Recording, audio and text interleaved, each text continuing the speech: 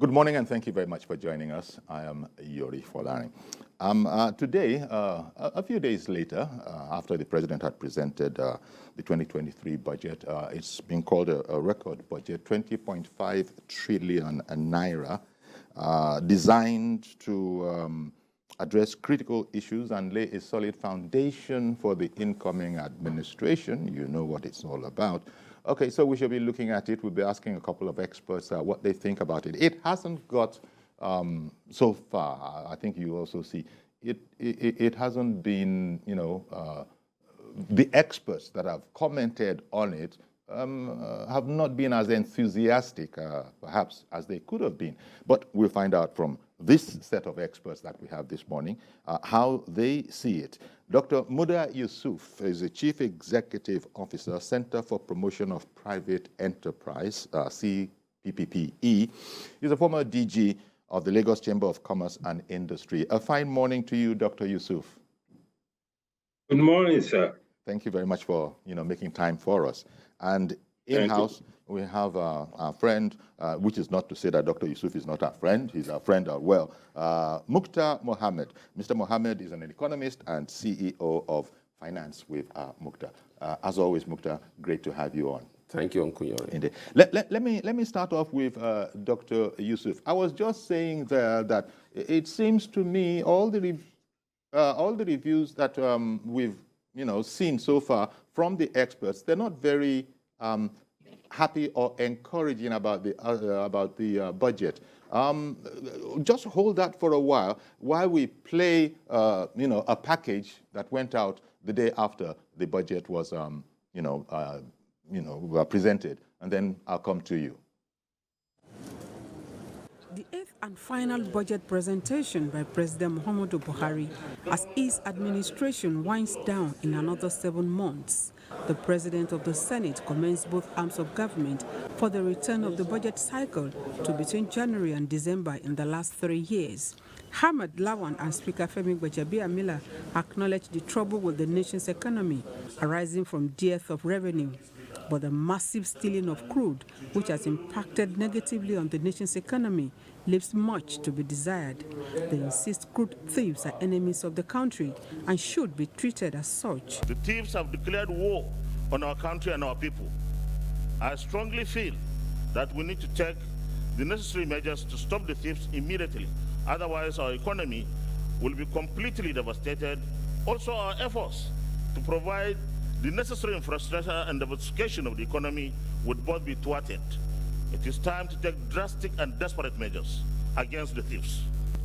It is the sense of the House of Representatives that those engaged in these activities are agents of economic sabotage, determined to bring our country to its knees. Therefore, our position is that their actions constitute treason against our country, for which they and their enablers, whoever they may be, must be held accountable to the fullest extent permitted by law. For 55 minutes, President Muhammadu Buhari takes a prospective look at the efforts of his government at reshaping the country with the current budget, as well as projections for the coming year. Transformational investments in infrastructure tops the list of his administration's achievements. The president says a challenging global economy, high inflation, high crude oil prices, and Russia-Ukraine war have contributed to the nation's troubled economy. Nevertheless, he says government is determined to shore up its revenue from taxation and the internally generated revenues of MDAs. Our interventions and reflationary measures have been very effective and impactful. We must, however, continue to work towards achieving much higher levels of growth, especially given our high population growth rate, so that the average Nigerian can truly feel the impact of planned economic growth. The parameters for the proposed budget include oil price benchmark of $70 per barrel of crude, daily oil production at 1.69 million barrels per day, inclusive of condensates of 300,000 to 400,000 barrels per day, exchange rate of 435.51 naira to US dollar and a projected GDP growth rate of 3.75% and 17.16% inflation rate. The president also touched on the current ASU strike and renews his appeal to university teachers to return to class. He says education cannot be solely funded by the government. In the determined effort to resolve the issue, we have provided a total of 470 billion naira in the 2023 budget from our constrained resources for revitalization and salary enhancements in the tertiary institutions. As he makes his last budget presentation before the joint session of the 9th National Assembly, President Muhammad Buhari is optimistic of a better Nigeria. Despite the current challenges, he appreciates the contributions of the media and the civil society community to the nation's growth. Joke Adisa, TVC News, Abuja. Okay, Dr. Muda Yusuf, as I was saying, it's a record budget, 20.5 trillion. But, experts, have not been the warmest in, receiving it in terms of their critique. It's based on revenue should be hitting 16.87 trillion, 1.69 million barrels per day of crude. And there are people who have said that these are way too optimistic. But as I said, we have experts in the studio. What are your impressions, sir? Yeah, thank you very much, Uncle Yori. Well, the budget is there's nothing really to cheer about the budget, particularly from the point of view of the capacity to fund it. First of all, let me say that the budget, particularly the expenditure, is not as big as it looks. Okay. Because we have a budget proposal of 20.51 trillion.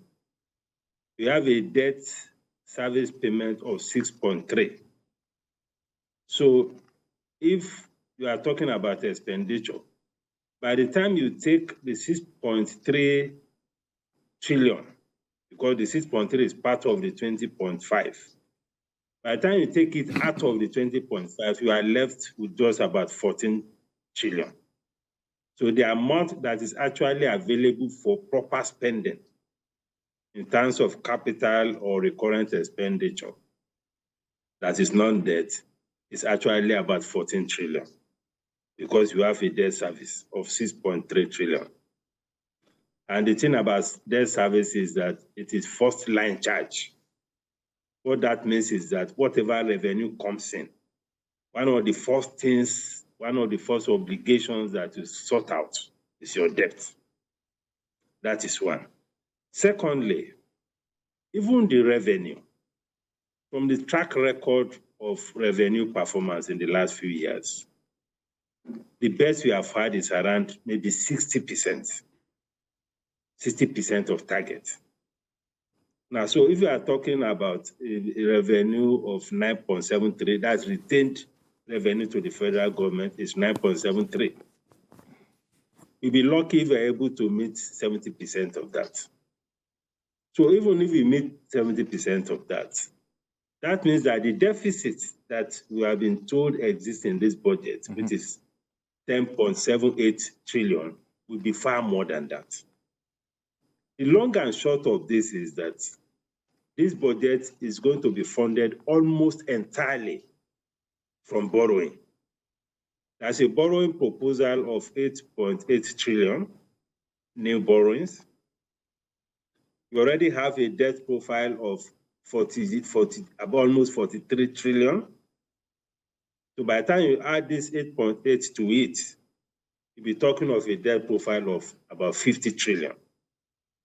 And don't forget that the CBN, the government is also heavily indebted to the CBN. Because the CBN has been filling a lot of financing gaps for government, completely even outside the provisions of the CBN Act. This is also getting close to 20 trillion. By the time you add that to it, you are talking of close to 70 trillion debt.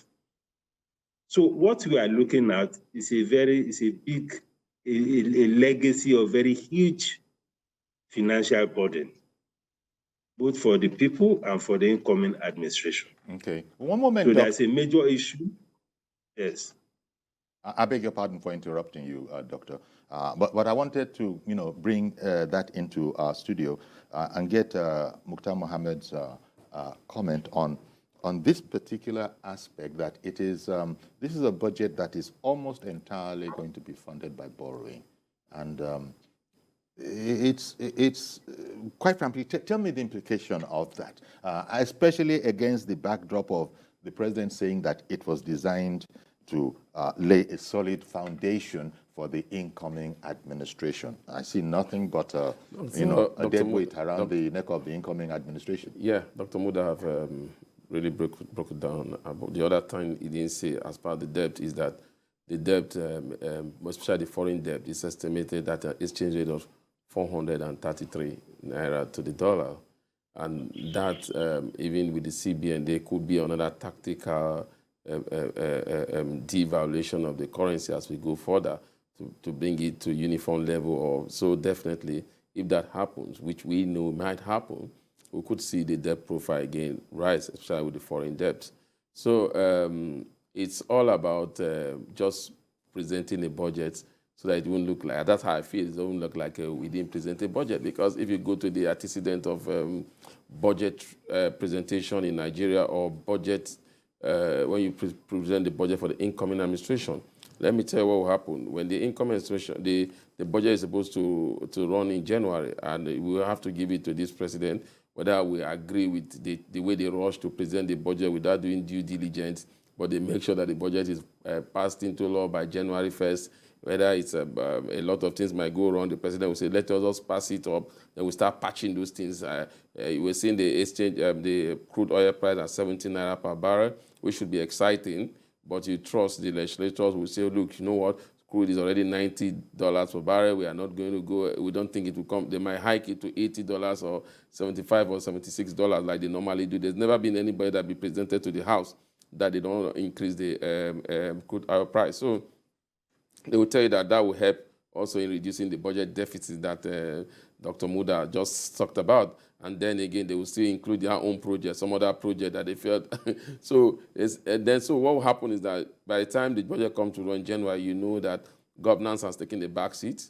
We are in the thick of the election at that time. So by February, after the election, you have a committee that is set up for the proper handing over.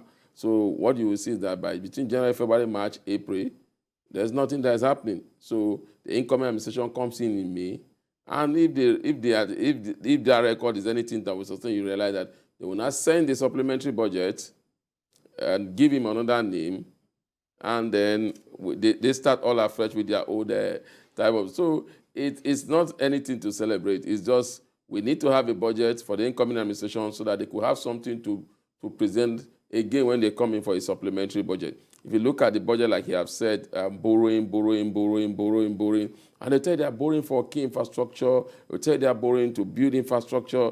What we keep asking is that, can our infrastructure, you're talking about key infrastructure, can they stand as a collateral?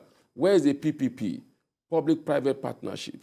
Bring the private sector, let them handle this, build and operate, like you have done in the airport, you've done in some of the roads, and you could see the result. You are not going to spend so much money. All you need to do is to give them tax bracket. I mean, tax relief for the next, maybe for some time.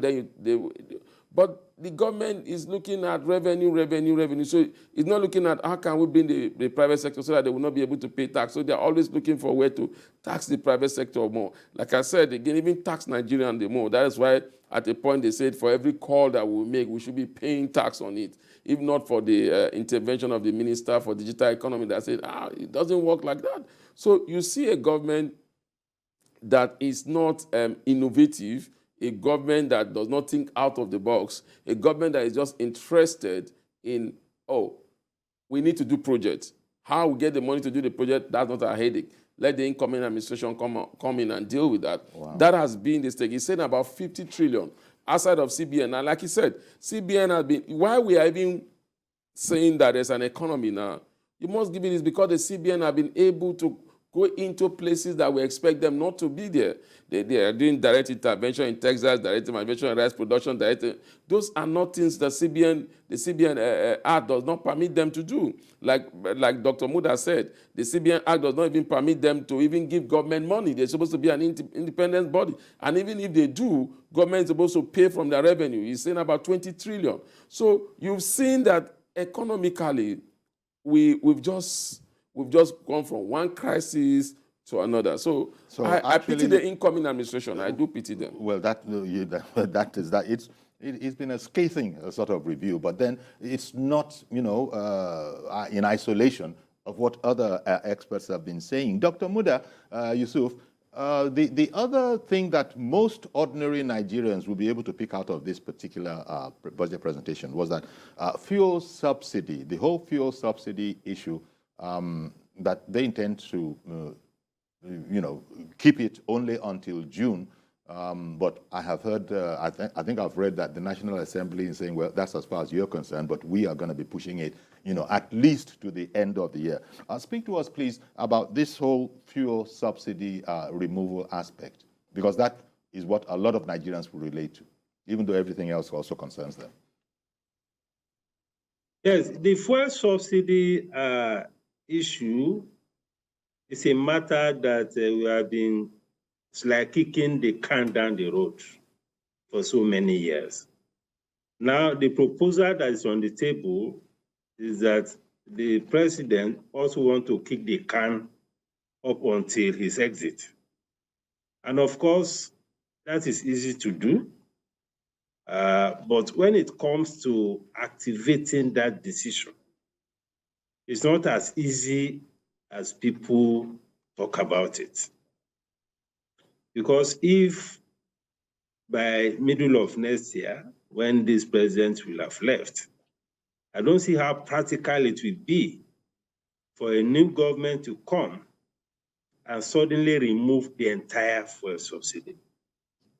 People have described it as a scam or whatever, but the reality is that even though there's a whole lot of corruption dimension to it, the reality is that if you remove it today, the pump price may go up to close to 400 if you remove it completely, especially if oil price remains at current levels or even above it.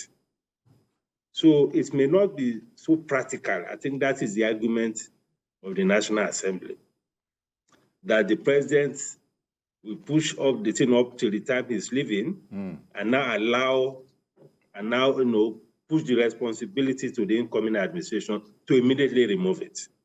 That may be a bit challenging. Okay. It will bring a lot of shock to the citizens. And if you must remove it, my view is that it's something we have to do gradually, maybe in phases, so that the shock on the citizens will not be too much.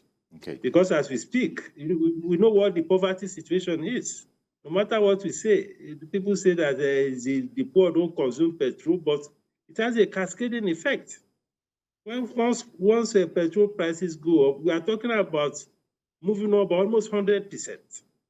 That may have a very serious backlash, especially for a new administration.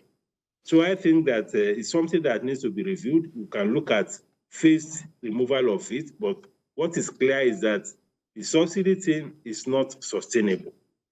And the earlier we're able to deal with it, the better. Because part of the issues we are having even with the budget, with all this deficit and all of that, is also because of the weight of the subsidy. The actual subsidy, then the corruption component of the subsidy. All of these things are putting a lot of pressure on the finances of government. And surely it is not sustainable. In the MTEF that was presented by the finance minister, she presented two scenarios of the budget, one for half year, one for the full year. And she said that for the full year, we'll be talking about over 6 trillion in terms of the cost of subsidy.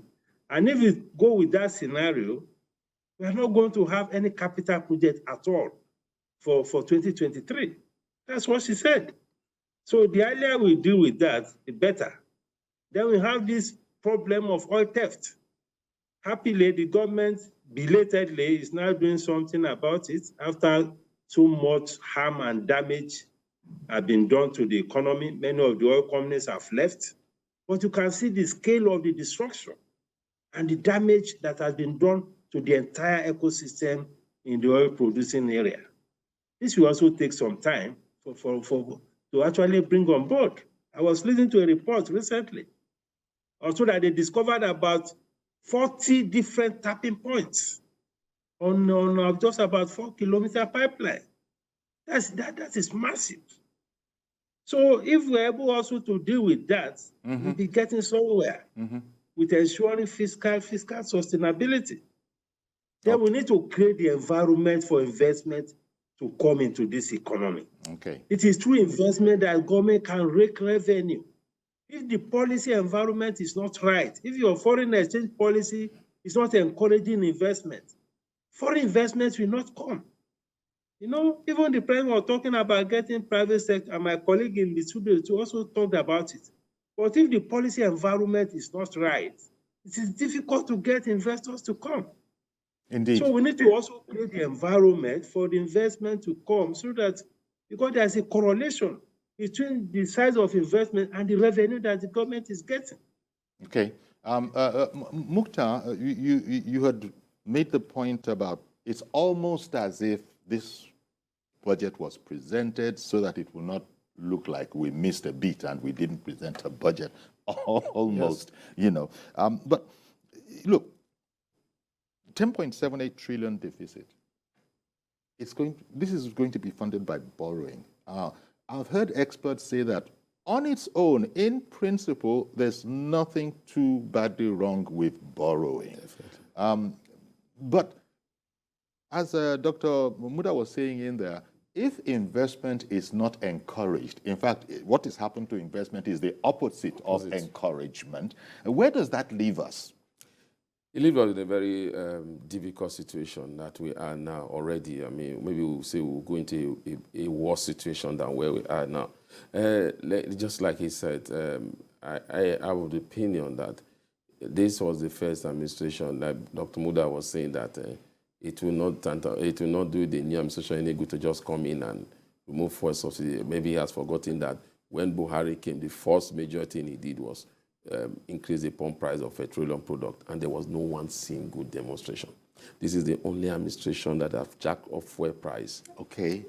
Steadily. I recall that. Yes, steadily, and there have not been any protest from Labour. But you know, Buhari came in on a wave, on a very, Thank very you. So that's warm wave. That was that feeling wave. that he was going to make a marked difference. Yeah, if there's anybody that was supposed to remove subsidy that he called a scam even before he became president, he was the one that was in a better position.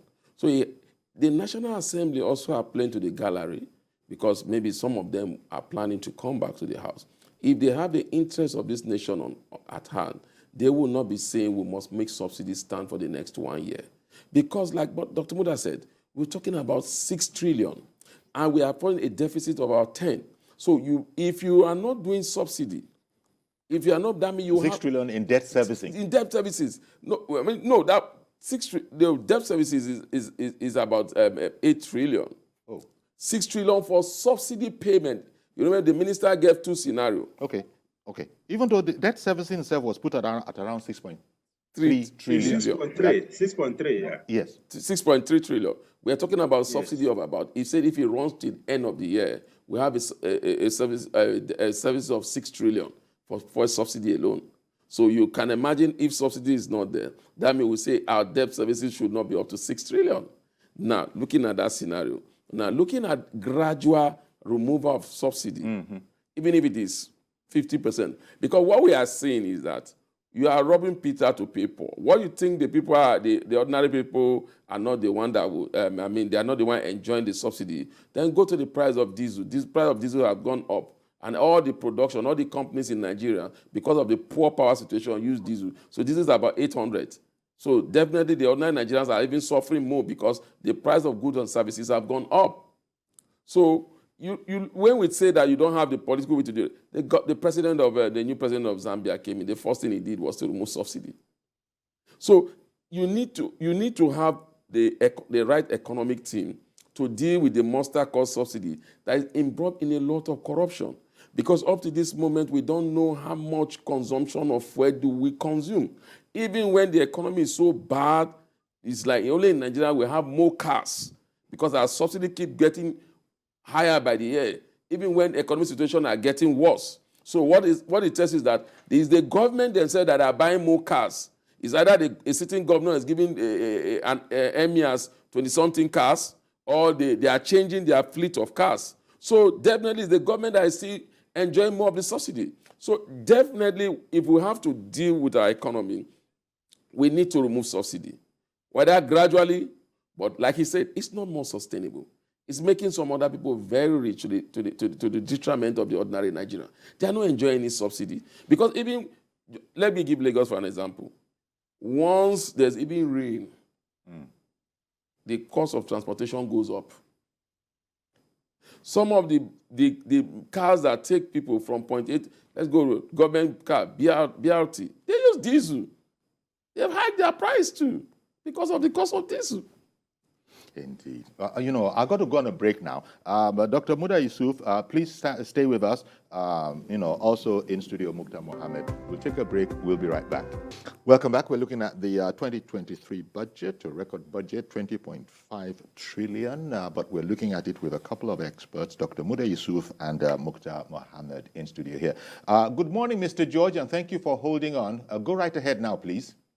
Good morning, Uncle Yori, and greetings to your guests. Good morning. Uncle Yori, permit me to totally disagree with the argument that subsidies should be removed. Okay. The argument is similar to a man having headache, and he says he should cut off the head because of the headache, instead of treating the headache and to become well.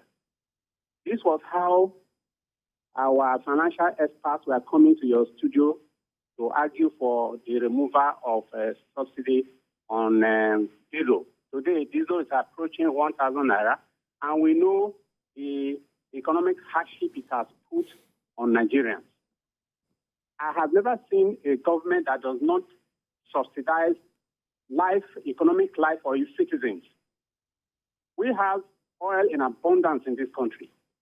Why should we buy it at the highest price, comparing it with countries that do not have a drop of oil? If there is corruption in the subsidy remover, it is the corruption that should be addressed.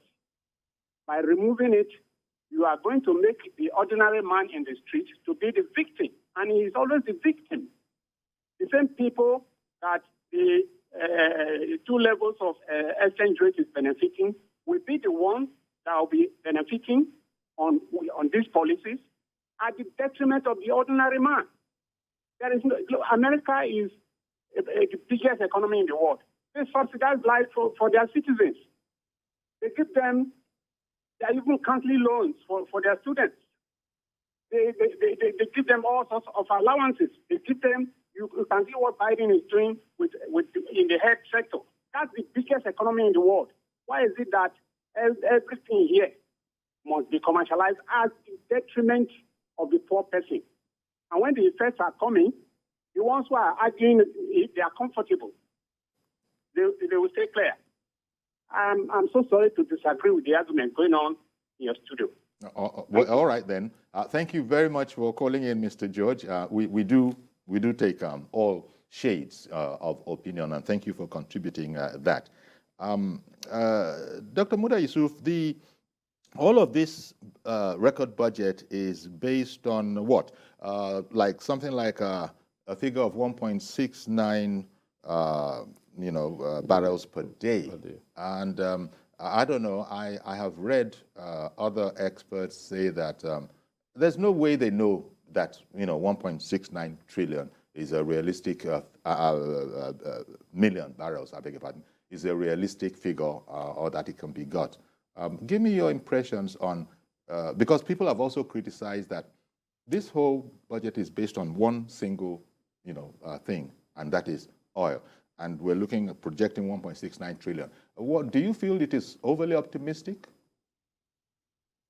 I think it's optimistic. But before I address that, let me quickly respond to the last comment.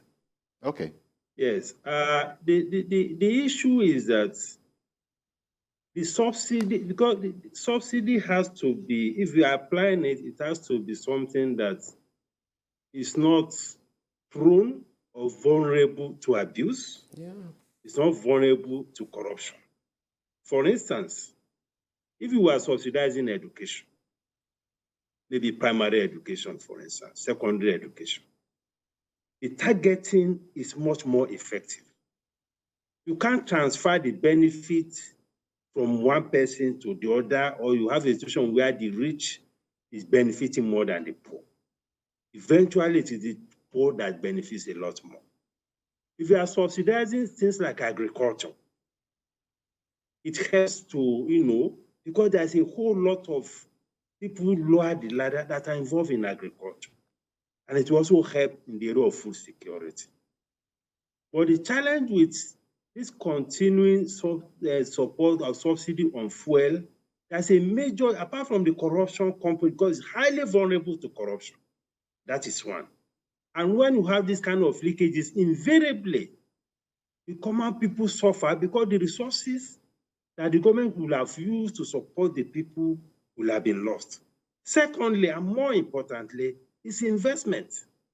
The fact that there is this subsidy in this petroleum space has denied that space a lot of billions of dollars of investment. By now, as a country, we should have had billions of dollars of investment in private refineries. By now, we should be exporting refined petroleum products across the world, at least in Africa. We should have had very big fertilizer plants. We should have had very big petrochemical plants. And these are gigantic industries that can easily transform the economy of this country. That is what many of the countries in the Middle East, that is what they are benefiting from. Okay. They are leveraging on the returns on investment in oil to diversify their economy, to build their infrastructure. Okay. But the current policy regime of subsidy is denying the sector a lot of investment. That is why all the refineries are owned by governments. Government cannot run refineries. That is what has put us in this mess. Okay, so I beg your pardon, Dr. Muda. Sorry, Dr. Muda Yusuf, because a caller has been waiting, Benga in Abuja. So let's get his contribution as well. Good morning to you, Benga. Good morning, Mr. Yori. Good morning to Dr. Muda, and good morning to Muktar.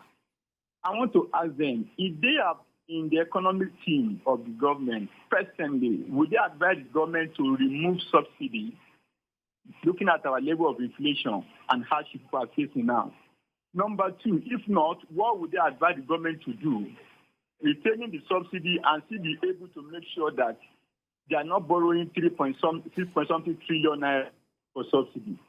Then I want to ask, as of course subsidy, they did not remove it now because the issue with the cost. They are wondering why EFCC have not really put a beam with searchlight into this subsidy, petrol something. NIP say we are consuming 6 by liter per day. Custom, the head of custom some months ago said no, by something you cannot get up to that. I think by now, EFCC should have been able to come out and say, look, this is what is happening in that sector. Number two, I would advise the government, the way they give Tompolo to look at the area of crude oil theft, and we are seeing revelation. Can they employ some community-based people along the border to arrest those who are carrying our petrol across the border? Because I believe that is happening every day. The border community are really involved in this, in making their money. Because 165 in Nigeria, about 400 naira in the neighboring country, just walk across the village. It's a huge business, going on there. So I think that one will prevent, we'll be able to cut down the subsidy we are paying, because I don't think we are consuming up to 60 million liters barrel per day in Nigeria. That is my contribution. All right then. Thank you very much for that contribution. Dr. Muda, Muda Yusuf was on a particular point, but thank you very much, Benga, for that contribution. You asked about 3 questions or so, and it's going to be a problem to answer all of them within the confines of this program. But Dr. Muda Yusuf, since he came in there, can I just take a brief, if you will, response to some of the idea, especially the question he asked. Maybe let's take the main one, which was that if you were in the team, in the economic planning team, what alternative would you recommend than removing subsidy? Well, I think I will not support, especially now that oil price is at this current level. We had a great opportunity a few years ago when oil price came down significantly to a level that even the pump price was selling higher than what should have been the landed cost. And government at that time, for whatever reason, maybe to be popular or something, even went ahead to reduce pump price. I don't know whether you recall. Now, indeed. But at the current level, what I think should happen is a phased removal of the subsidy, because there is no salvation without sacrifice. Okay. I'm going to leave it there for the moment. I beg your pardon. I'm sorry for jumping in. Dr. Yusuf, you know the nature of our program. Ada has called in from Jos. Good morning, Ada. Hello, good morning, Mr. Yori and your guest. Ada calling from Jos, Plateau State. Mr. Yori, look, ignorance is a problem. When I was very ignorant, I was among those who was ready to stake my life for removing any subsidy. I agree with your guest to some extent. But the problem is, President Buhari, you know, he had that, we always thought he was a messiah, especially in 2015. So when they jacked up the price, there was no protest and all that, you know, because, you know, we were saying, let's give room for the messiah to perform.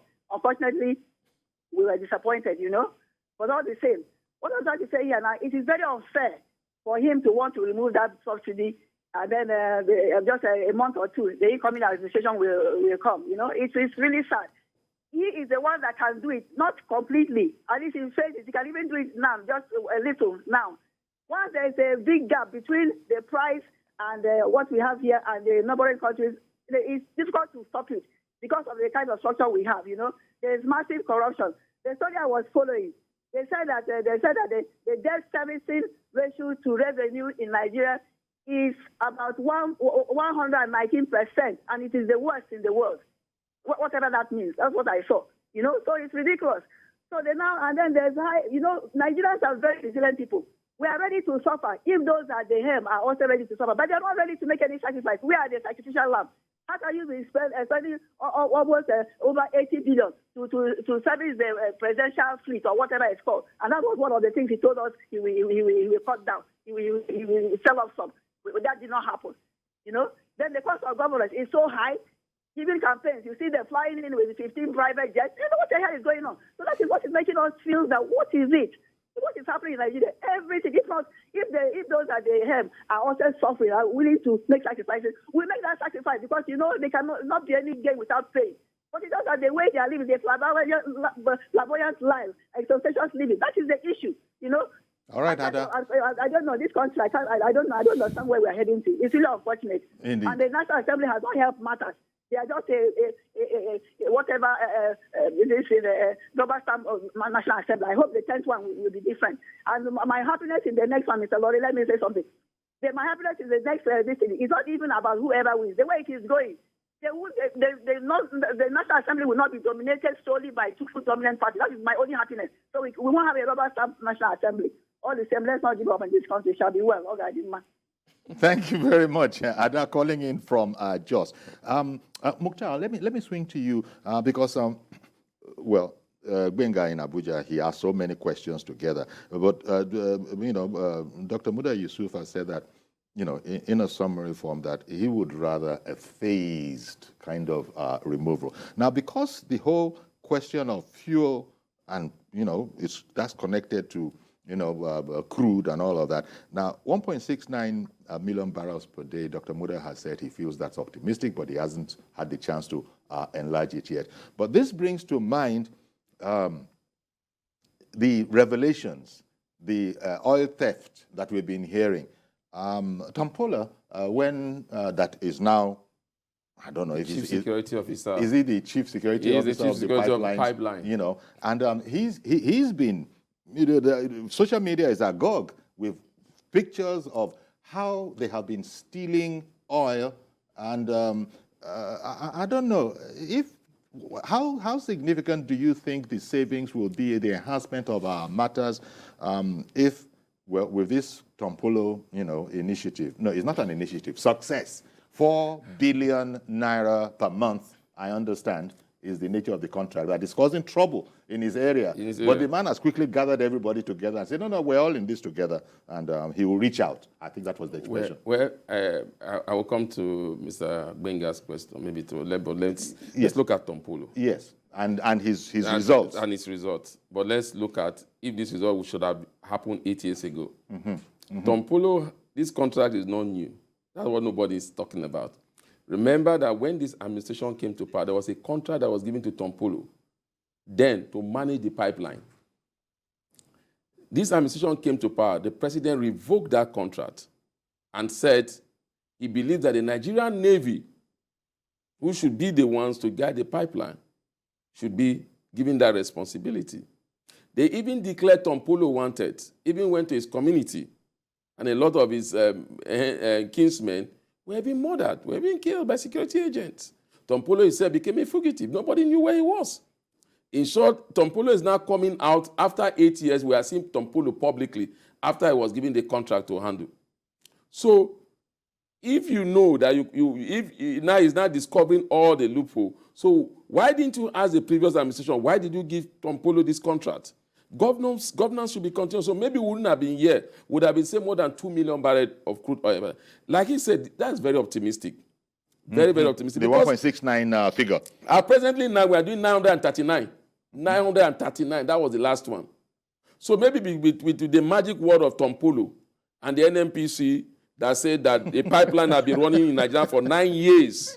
They were in the helm of affair. The current group managing director of NNPC was in the helm of affair. He didn't just come in. He only discovered it some days ago, and he prided himself, and the chief of defense staff, all of them made the social media hype of it. That is what can happen in Nigeria. Let's talk about the subsidy scheme.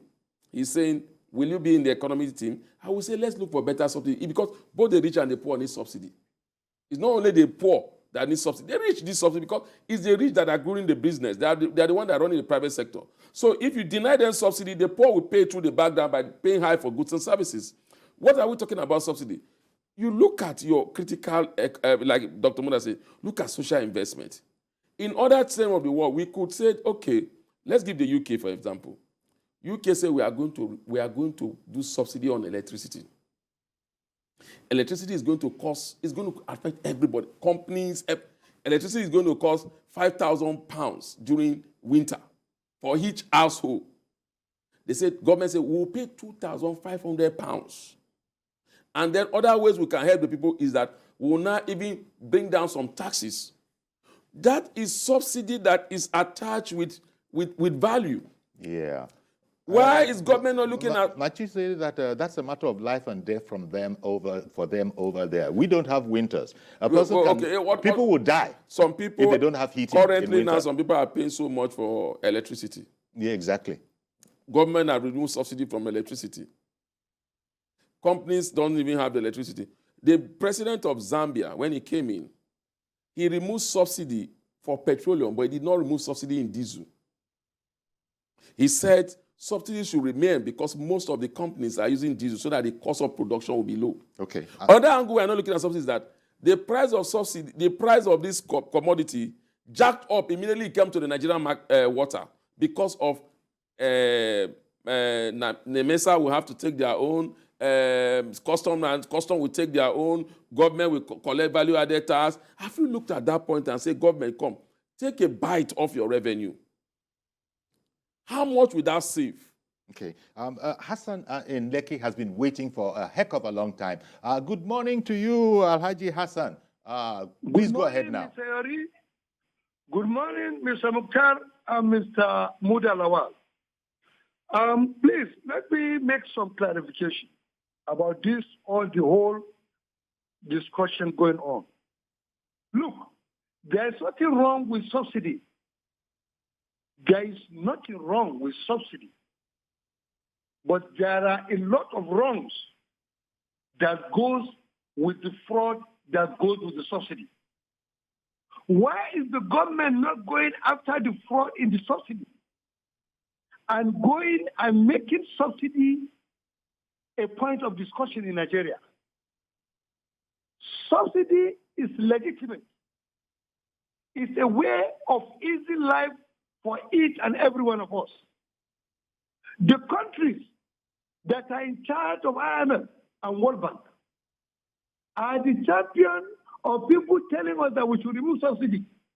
Why in their own country they are doing the same? And they wanted our government to remove subsidy so that we will suffer more. Well, as you said, the problem with subsidy, at least the main problem with it, is that it is corruption-laden. And people are saying the more you look, as far as subsidy in Nigeria is concerned, the less you see. Mr. Yori, am I the one saddled with the responsibility of taking away the fraud in the subsidy, or you? Government should be up and doing. Okay. And the government that has the moral justification to read is the government of Muhammad Buhari. His name will be written in gold if he can take the last step of his administration to go for the heads of the people that are perpetrating the corruption of subsidy. Okay, not to mention those that are stealing Nigeria's oil. Good. And secondly, well, the West. Very briefly, please, Alaji. The crude in the Niger Delta, they should go for their heads. And secondly, the wastages and the leakages for the revenue generating MDAs that are not remitted to federal government, that made the federal government to be taking loans left, right, and the center. We should do that. All right, then. That was why my last... Well, so sorry, Alhaji Hassan in Lekki. Maybe if he had been in studio, because he often is in studio as a communication expert as well, and he comments on the polity generally. Thank you very much, Alhaji Hassan in Lekki, for holding on. Coming back to you, Dr. Muda Yusuf, you didn't have the chance to comment on the optimism that you attributed to the 1.69 million barrels per day figure. And if, you know, if the problem with this is that if it's not realistic, then all the calculations that are based on it will be, you know, askew. Yes, I agree with you. Obviously, if the assumptions are not right, all the figures that are based on the assumptions will also be affected. So that is why I think that even the level of deficit will go higher than what we have here. Mm-hmm. In this budget, we have been told the proposal is 10.78 trillion. The deficit may go as high as 12 or 13 trillion by the end of the day, given the track record of revenue performance. Not only in the area of oil production, which is, of course, very glaring, also in the area of non-oil revenue. I mean, we have independent revenue, you have other tax revenues. Because of the situation in the economy, it is not likely that those targets will be met, because you can only give what you have. If you have a situation where many businesses are not healthy, I mean, how much money can you get from an unhealthy business? So all of these things have far-reaching implications. Okay. So my take is that the deficit is likely to be higher, and even the borrowing may be higher, because, I mean, if the money is not there, it's very easy to just call on the CBN, which is the easiest window to get money, to provide the financing. Okay, Doctor. We all see the macroeconomic implications. Okay, Doctor, let me take this call from Mazi OKOROAFOR calling in from AROCHUKWU. Good morning, Mazi. Good morning, sir. Good morning, our guests, both Sky and the studio. Professor Muktar, good morning.